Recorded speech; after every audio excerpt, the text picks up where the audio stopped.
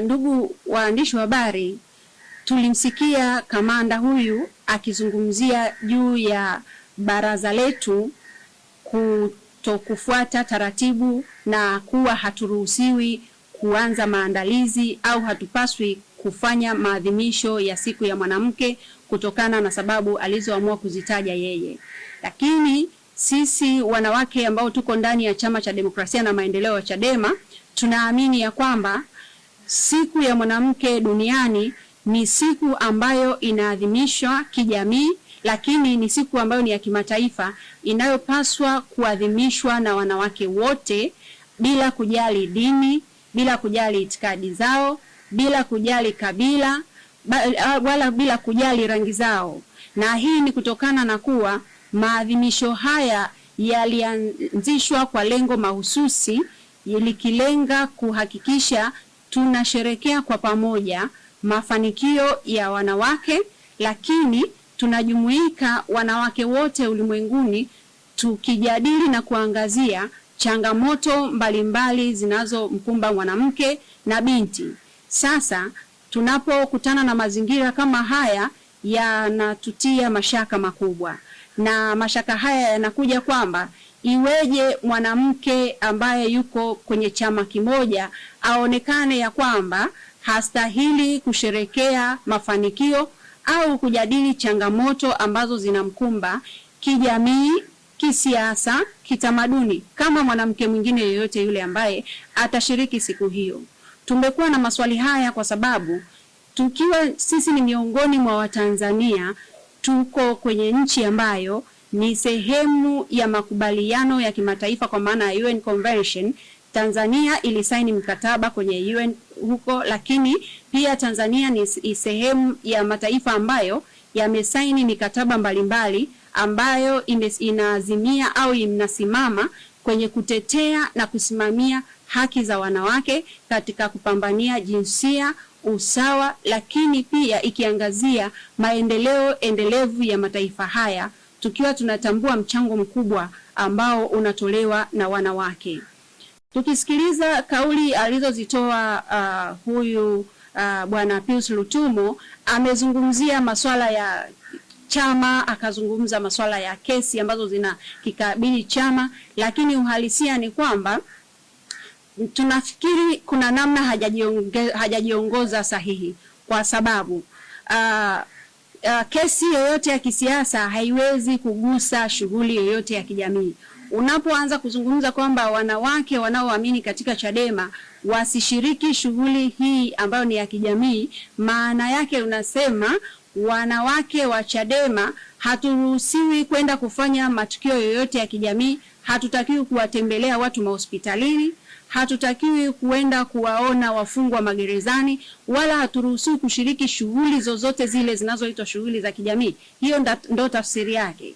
Na kwa mantiki hiyo jeshi hili sasa limeamua kujivika taswira ya kwamba wanawake wanaoamini kwenye Chadema wanatengwa na jamii ya Kitanzania, kwamba sisi sio sehemu ya taifa hili au sio sehemu ya wanawake wa taifa hili, kwa sababu kama wanawake wanaotoka kwenye mirengo mingine au walio kwenye makundi mengine watakwenda kuadhimisha siku hii, iweje mwanamke anayeamini katika Chadema au mfuasi au shabiki au rafiki ashindwe na yeye kukaa na kukutana na wenzake kwa ajili ya kujadili mafanikio ya mwanamke mmoja mmoja, lakini pia kupata nafasi ya kuzungumzia changamoto ambazo tunakumbana nazo. Hii ni fursa pekee ambayo tunaiamini ya kwamba inaleta muunganiko katika taifa, lakini inasababisha wanawake kujitambua zaidi na kuona ni wapi tunalega, wapi tuongeze jitihada kwa ajili ya kulijenga taifa letu.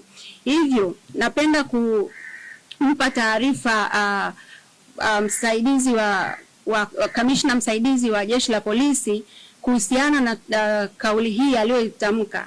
Tunafikiri ya kwamba ni jema akarudi na kukaa chini na wenzake waliomwelekeza kufanya haya ili aweze kutengua kauli yake, kwani wanawake wa baraza hili wamejiandaa kwa muda mrefu, wamejipanga na wanajiandaa kwa ajili ya siku hii muhimu.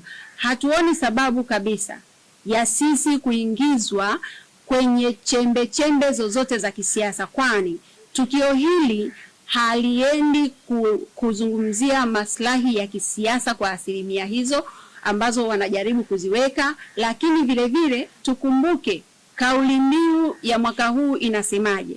Kauli mbiu inapotoka haitoki kwa ajili ya chama fulani au kundi fulani. Kauli mbiu huwa inalenga malengo ya pamoja, na kauli mbiu ya mwaka huu inasema haki na usawa. Ukitoa umepata. Chukua hatua kwa maendeleo endelevu ya wanawake wote na mabinti. Tunaposema haki na usawa, dunia inataka kuona ni namna gani mwanamke wa Kitanzania haki zake zinasimamiwa, haki zake zinatekelezwa, na je, haki hizi zinatolewa kwa usawa? Hapa maana yake tunaiona changamoto moja kwa moja kwa jeshi letu la polisi. Tayari limeonyesha kuna shida ya usawa katika kutekeleza majukumu yake, hasa kuelekea hii siku kwa wanawake wa Chadema peke yake.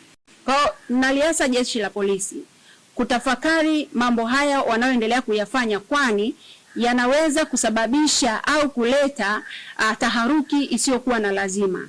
Na labda niseme tu, hata kama kungekuwa na masuala ya kimahakama yanayoihusu Chadema ambayo ndio mlezi wa baraza hili, kwa maana baraza ni moja ya wing ambayo iko ndani ya hiki chama, hata kama kesi hii ingekuwepo, bado jeshi la polisi halina mamlaka ya kutoa tafsiri ya mahakama. Labda kama watuletee barua ya kutuonyesha kwamba kulikuwa kuna court contempt ambayo imeelekeza au imesema kwamba baraza la wanawake wa Chadema linafanya kazi kinyume na maamuzi ya mahakama. Mpaka sasa kesi hii ambayo inazungumziwa ni kesi ambayo tayari ile injunction yake ilisha expire. Sisi hatuwezi kutoa tafsiri yoyote ya kimahakama, lakini hata jeshi pia la polisi halina mamlaka ya kutoa tafsiri ya kimahakama au kujichukulia hatua zozote bila kupewa maelekezo na mahakama. Na sisi tuko tayari kushauriwa na kuelekezwa zaidi kama kutakuwa na maelekezo ambayo ni nje ya jeshi la polisi, ambayo kimsingi tunajua yana milengo ya kisiasa. Tuwaombe sana. Tunaendelea kusisitiza wanawake nchi nzima tumejiandaa.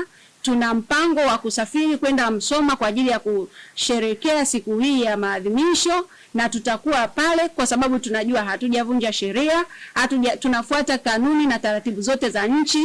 Katiba iko wazi, hatujavunja katiba, na kama kuna tatizo lolote ambalo linatokana na mahakama, basi tupate maelekezo hayo kutoka mahakamani, lakini sio kila mtu kujiamulia ambavyo anataka na kuanza kutupa vitisho ambavyo vinafanya wanawake wa taifa hili tujione kama sio sehemu ya taifa.